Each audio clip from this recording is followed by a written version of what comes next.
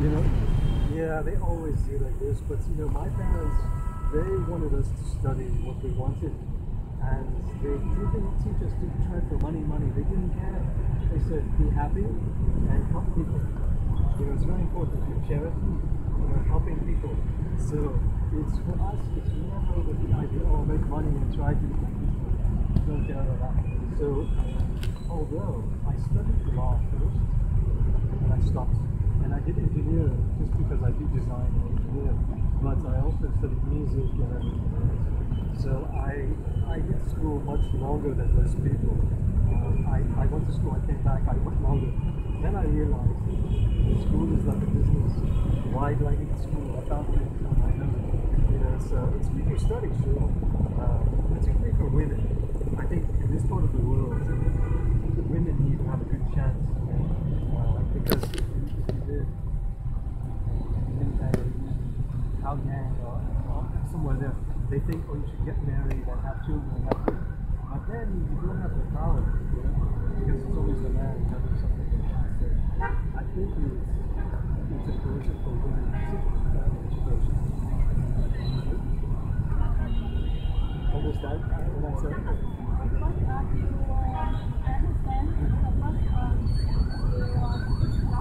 Yeah, cannot understand, yeah. I know it's difficult. It's difficult when I speak, yeah. It's very hard for me to speak slowly, because I think very fast. Yeah. So it's quite difficult, but I don't know how to say it. Okay, you tell me which part you didn't understand. Maybe all of it. How long do you stay in Japan? Oh, long time. I really don't remember because I came to Vietnam many years before, so I go back and forth a lot because I work in another country. So I'm here sometime and then I go to another country and come back and work. I'm always working. But in Vietnam I really don't work.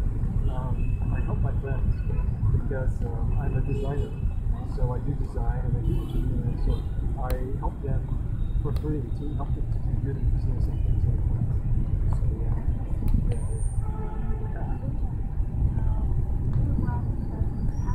Sure. Where do you come? Where do you come? Where did I come from? Okay. Yeah. So when you ask me, where do you come from? I'm mixed. I mean, okay. I'll tell you the whole thing. My family. My father is Indonesian, Iran mixed. My mom is Italian. So, but we grew up in several countries, in Mexico for a long time, in Europe also. So for school, I did school overseas in Europe and then in Japan. So now I live in 4 countries for my work. So I'm not sure where I'm from. Don't worry. I'm not worried about rain. I don't worry. Yes. That's okay. It's nothing for me. Yes. Yeah, but so that's for me. I'm not from one country. But a few different countries. Question.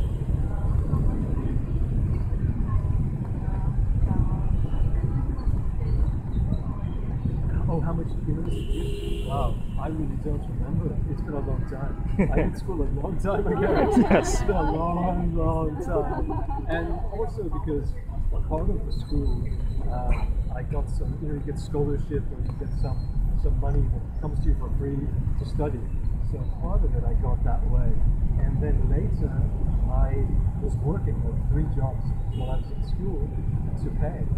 So I was working in the kitchen and washing dishes and working for someone accountants and many things.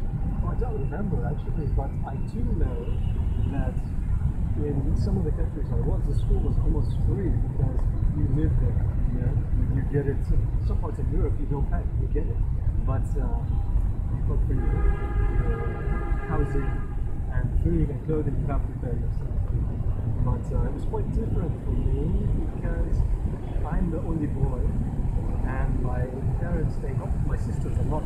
But for me, they said you need to learn on your own to pay for things. It's much better because they didn't want to just give me money and I'm just very spoiled. Because you know this, I'm sure you know. You understand everything. Yes. Okay, good. But you know also in Vietnam, don't worry, I'm never worried about rain. I walk when it's raining, I don't sweat any of that.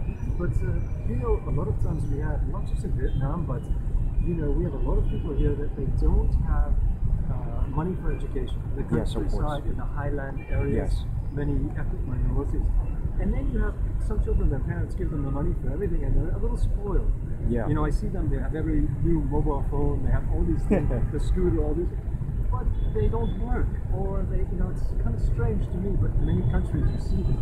Yes. I am not a fan of that, you know. I believe that, you know, we're lucky if we get to have education, or if we have the money for these things, we're lucky.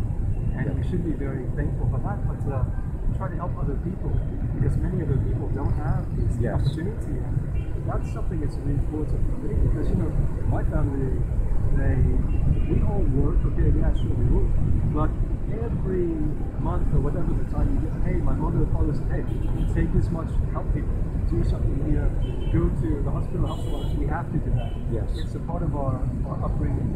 So it's even like, we don't allow ourselves a lot of extra things. You know, like I was in Vietnam, I bought one motorcycle, but then I find there's a family, they have a hard time going to work, they have many children, very hard, so I give them my scooter. So now I walk, it's okay, you know, it's normal, that's really life, that's how it should be. Because if I'm riding a scooter, I think, oh, I'm so cool, you know, it doesn't matter, man. I mean, I can take the bus, I can walk, you know, and so I think that's important to, everybody wants something, like a nice shirt or shoes or something, that's okay, it's normal. But to a level, there's only one stomach you have, there's only so much you can eat. You know what I mean? Yes. You maybe later translate some of these things. Yes. Sir. But it's important, I think, that what I'm trying to say is to have a sense of community, you know, helping people. Because, for example, I'll tell you an example. My friend just called me from the countryside because we helped a lot of people there. And they had some problem with someone, they're renting the land, someone taking the money and holding it, you know? So with my friends, we take care of that, we make sure. And then I realized sometimes, because they're Vietnam people, they didn't help them. But as soon as the foreign people are coming there, they want to show something better, you know? Yes. But that's kind of made me worry a bit, you know? I want that to change, because it's very easy to say, oh, I'm Vietnamese, but if you don't help Vietnamese people, then you're not any, you know what I mean? Yes, of course. So it's very important. It's very important. You have to, a sense of community like that is very important, because it's too easy to say, you know, oh, I'm this, I'm that, but if you don't help anybody, then you're not taking, you're no value, you know what I mean? That's my belief. You're going to have to explain it later. It's hard to explain, I'm sure, but you're the teacher, so you can do it, sure. Yes. So that's where we'll explain to them later. Yeah. Yeah, I no mean, problem. The funny thing is, I can speak in Vietnamese as well, but I think it's better I tell it. Because if I do, then they're not learning. You know? Yes. Thank you a lot. Yeah, sure. Cool. Question? What do you wear into watches? Oh, because I'm a watch designer engineer. I design watches and make watches. So that's one of my jobs. Yeah, and this one I made this one about a few months ago. So one sample. So I'm a watch. I work in Swiss and many countries for that. So design engineer. Yeah. So that's why. So do you think being a designer a good choice? Well, let's put it this way. No, not really. No. I mean, if you're a designer, you like it, you feel really good. But again, it can be tough for work. Yes.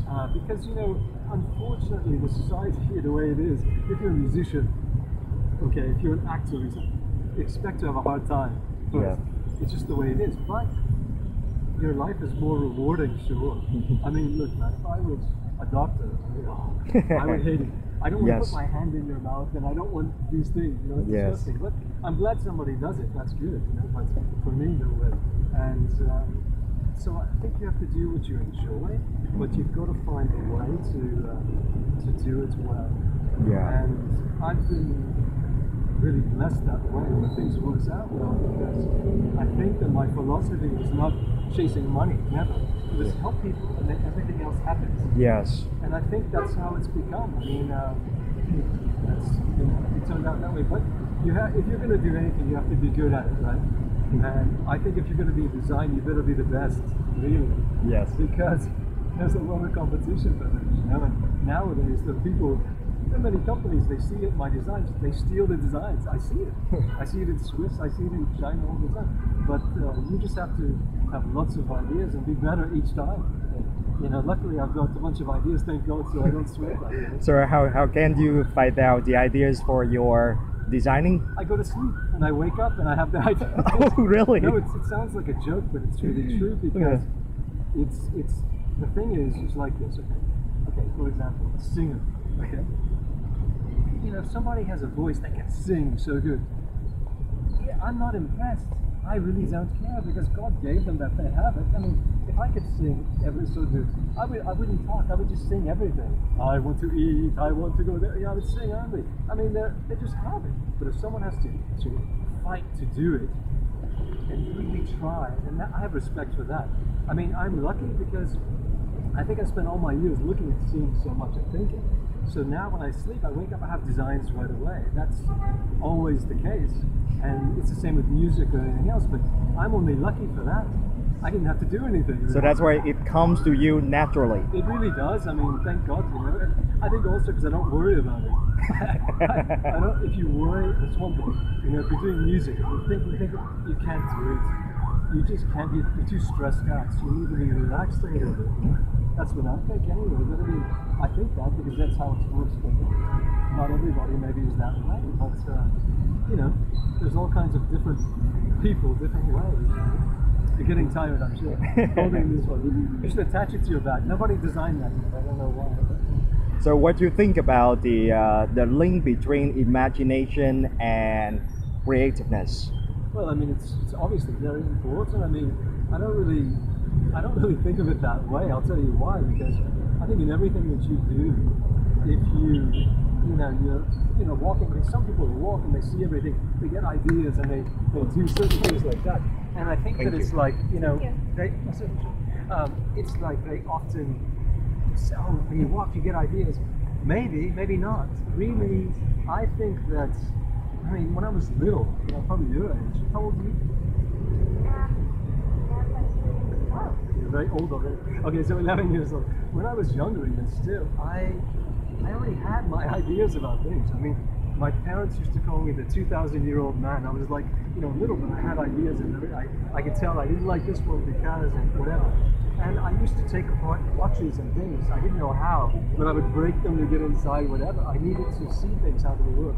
So I think that I had ideas about a lot of things already, and I had I wanted to find out. I asked a lot of questions. I wanted to know a lot, And so I think the link between that was just how you live your life every day. I mean, I don't think there's necessarily, it's, okay, this is your design, that's your link, and then this is this. I do when I cook. I cook creatively. I want to make something different. I don't want to make it just the same as everyone's done before, Yeah. Same with music or anything. And it's not that I'm trying to make something so strange. No, make something that pleases me. I want to be creative. I don't want to just, I think God gave you a brain. You should use it, I always tell people I'm not a tail, I'm a head. I want to, so I think that's important to do. But again, it goes back to being lucky. I was fortunate when I was a kid. My parents, they didn't have a lot of money or anything, but they gave us time for things and they showed us love and they taught us. And we were lucky we got to have educational things, even if I didn't like it. But so that's the difference, because some other people, they don't have this. Their parents make them, they can't do school, they don't have money to sell a vessel or whatever, and many things. Yes. And so it's only being fortunate and lucky having the chance. That's it. Because trust me, if I was starving and I was little and all these things, I wouldn't have all these creative ideas. Sure. Yes. I mean, maybe I would, but maybe I would do something else. So what do you think about this case? So when a person find his work very boring, so should we stop working and maybe do something for change? Or we wait for other opportunities and keep working? Here's this. It's a good question like that, because I think that, it depends on the age. I'll tell you what. Yeah. When I was younger, sometimes I do a job, I didn't like it. I want to change it and go to the next one. Right. Maybe that's not good, because there's a lot of people I watch, they have to stay with one job and they have to do it, and you learn something from this. It's hard, but you got to do it. If they're not mistreating you, or it's not something bad like that, but it's just hard work, and it's not physically hurting you, and maybe stick with it a little bit. Try to learn to stick with something, and then don't wait for opportunities. Find them, make opportunities. Yeah. Because for example, when I was in school, I remember I had to take some test, and my head was just so stressed. I studied so much that I just couldn't think. So I told the teachers, hey, look, I studied all night, and my head's just not right. can I take the test? I mean, give me an hour or two just to chill out. Can I take the test later? She goes, oh no. If I do that for you, I have to do that for everyone else. I said, well, where is everybody else asking? I'm asking. So my point is that is, you make the, you know, you're a little different, or you do something, you get the opportunity, you make that. And there was years later, I was going for a job interview, and you know, the thing was is I was quite cocky, kind of brash. I was like, I wanted the job. And he said, oh, we have lots of people. I said, yeah, you've got no one like me. Yes. And I said, you want to take a chance at something you can see? I gave them something to think about, not just saying that only. But they started thinking, maybe, and then I got the job, and then I showed them, and I excelled. In 6 months, I beat every record they ever had at that time. And I wasn't thinking, oh, I'm so great. Not at all. You have to stay humble. You just, you know, you're fortunate, you're lucky, so you do that, and you're trying to go the next step. You bounce the ball, you catch it, you go higher, you bounce it like that. And it's not saying, oh, I want to have all this money. That's just not, you become someone stupid like Trump. I mean, I'm sorry, this Donald Trump is a crazy, I mean, he's really crazy. I mean, that is not important in life, to walk around and say, oh, I have all this money. I mean, well, it's kind of embarrassing. You have all this money, and then you see lots of poor people in the street and you're not helping them. That's embarrassing. You know what I mean? Yes. So I think that you've got to blend it together. You've got to have a social conscience. You have to have an awareness of what's going on around you. And just not every day we're all staring at our phones all day. You know, you're taking pictures. And, oh, that's okay. But if that's only your life, and it's, you know, that's not going to be very. It's not important. It's like I say, you know, Saigon Center. I always call it Seasong Center because everyone's like seasong, you know, every time they're there. And that's not okay. It's okay sometime, but that's not the life. Yes. Show everybody I have this and that's only. I mean, when we have so many people that don't have a lot of things, so we have a lot of things we have to change. You know? It's important. So as you said, you got a job because you show your passions and stay humble, right? So that's the important thing. I mean, that's one of the important things, but I think you have to be good as well. Yes. You have to be good and you have to be dedicated. I mean, my father and mother always said, you know, eat, sleep, drink. Your passion, your work that you're doing, you have to do this.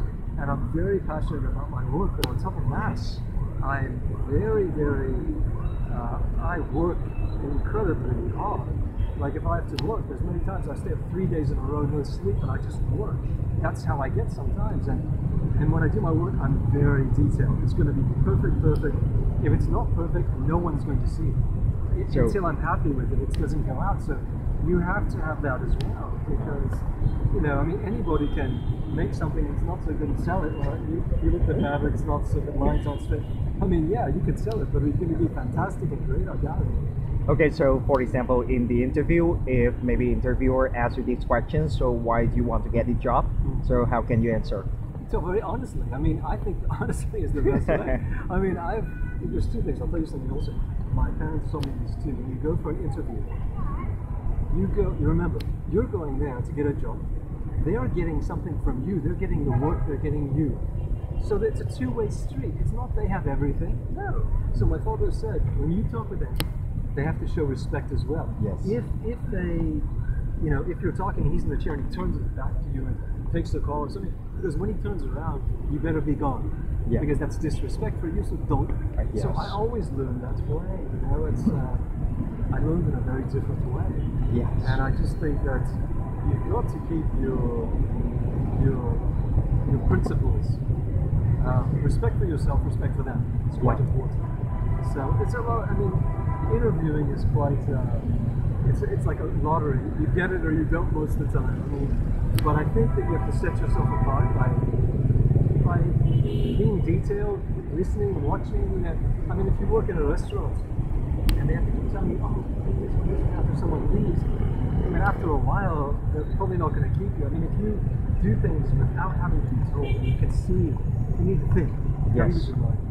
I mean, a lot of times just going along with things is not the way. Really. I mean, I don't have all the answers for sure. I mean, I have answers for me. Right. You know, but I'm not. I mean, you and I are not the same, sure. And you know, so, and I was always have a lot of opinions. I always have a lot to say. Yes. So, but it's not just saying for the sake of people hearing, listening to me. I spend a lot of time not talking and thinking. Yes. It's really important. I'm doing meditation all the time, but it's important. Yeah. It's right, but you know, okay, you give it a lot of interesting things. Yes, I'm interested in a lot of stuff. Yeah, sure. I mean, I just don't see much sense to be around if you're not interested in to learn something new or to try something. You know, I think it's cool. Sure. I mean, I don't like boring things. You know, but then again,